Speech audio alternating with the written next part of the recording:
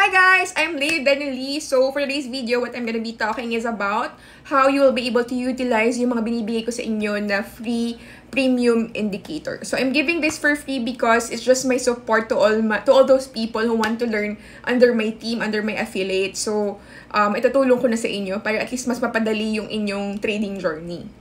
So, if you want this indicator, just simply tell me, okay? Message nyo lang ako na, okay, I'm this person and I wanted to have the free indicators from you. I-message nyo lang ako. I just need to verify if you're really under my team. Once I have verified, then I will email to you yung mga free indicators na yun. Then, what you need to do is to install it on your MT4 terminal. Prior that, of course, kailangan meron ka munang account sa isang broker. So, currently, I'm with Light Finance and I'm currently trading with XM. So, either, kung nasa XM ka or nasa Light Finance ka, then okay with me, as long as you are under my affiliate link. The first thing that you need to do is to, of course, download an MT4 terminal. And then, ilagin mo dyan yung iyong MT4 account. Meron akong separate na video dyan kung paano ka magla-login to your MT4 account. Once you have logged in, you will be able to see this. Itong terminal na to, yan. So, this is the Light Finance account. And kung makikita nyo, meron na dyan mga existing na mga indicators. Let me share with you kung paano kayo makakapag-install, okay? So, you just simply need to save yung in-email ko sa inyo. So, say for example, this one. Diba in-email ko sa inyo itong FIBO, PV, V2, itong supply and demand, and then itong Forex Pro signal. I-save nyo lang to, then definitely you wouldn't be able to open this kasi ma-open nyo lang po to sa MT4 terminal. Once you have saved all of this, ang gagawin nyo naman po is i-install nyo naman po dito sa MT4 terminal nyo. The first thing that you need to do in order for you to install it is to click this file. Yan.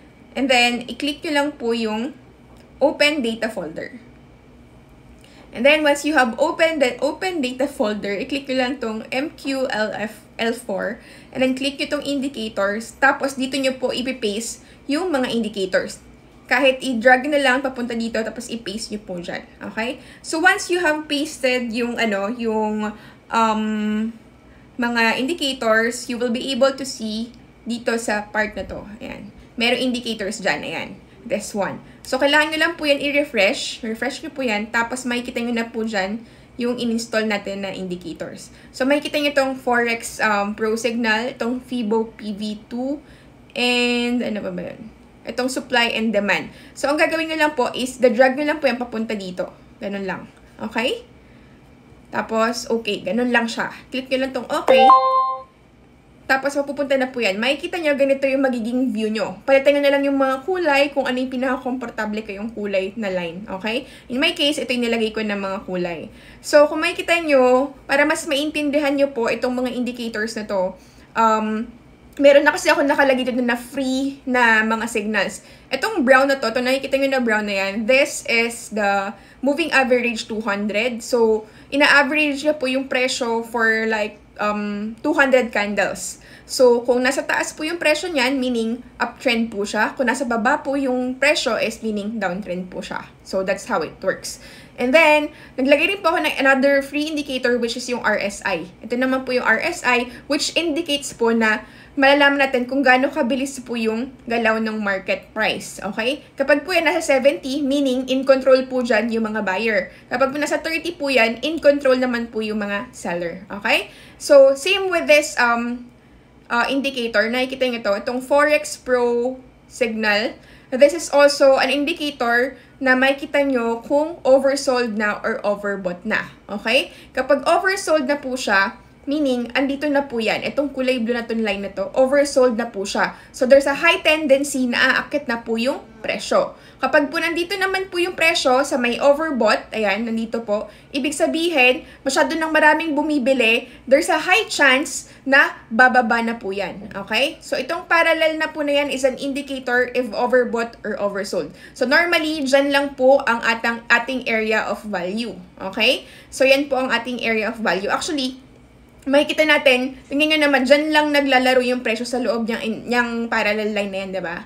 So, dito, sa indicator din natin, makikita nyo na meron na po siyang naka-preset kung saan yung support and resistance. So, ito yung support, yung grayish. Ito namang gray, ito light gray is the resistance.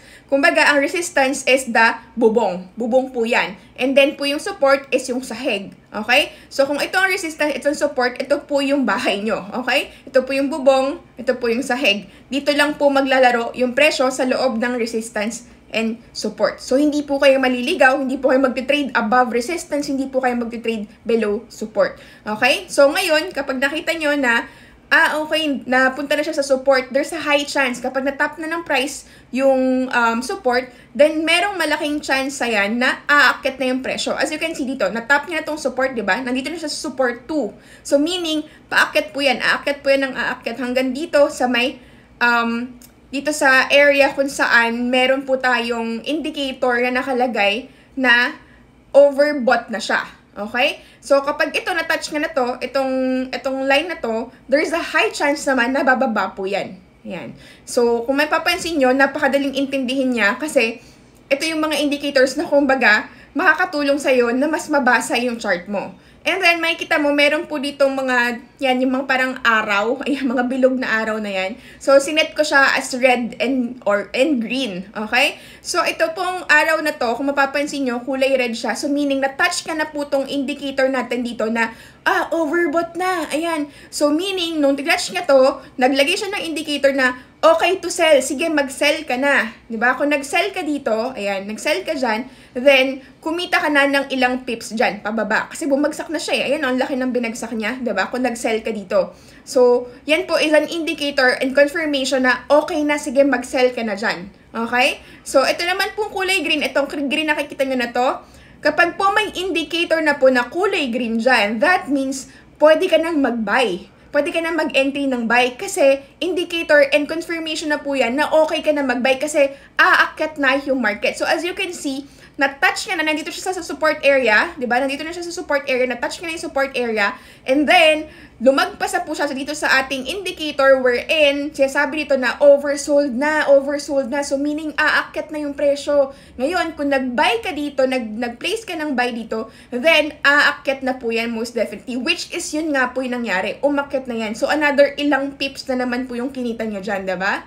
So, that's how it works, guys. Sobrang dali at sobrang ganda itong ating mga premium indicators ito. Makakatulong sa inyong trading journey. So, I hope, guys, na makatulong sa inyo to kasi, syempre, binigay ko naman sa inyo libre to. And I hope, guys, syempre, dapat you are under my team para at least tuloy-tuloy yung ating sharing ng mga ideas. And mas maganda kung mas share nyo rin yung trading journey nyo, yung mga take profit nyo, diba? Doon sa ating GC para at least matuto rin yung mga iba doon sa mga experience nyo, diba? So, ayun lang guys, so far, yun lang po yung masashare ko sa inyo. If you have more questions, just feel free to ask me. I'm very much willing to help you and I wanted you to become a profitable trader.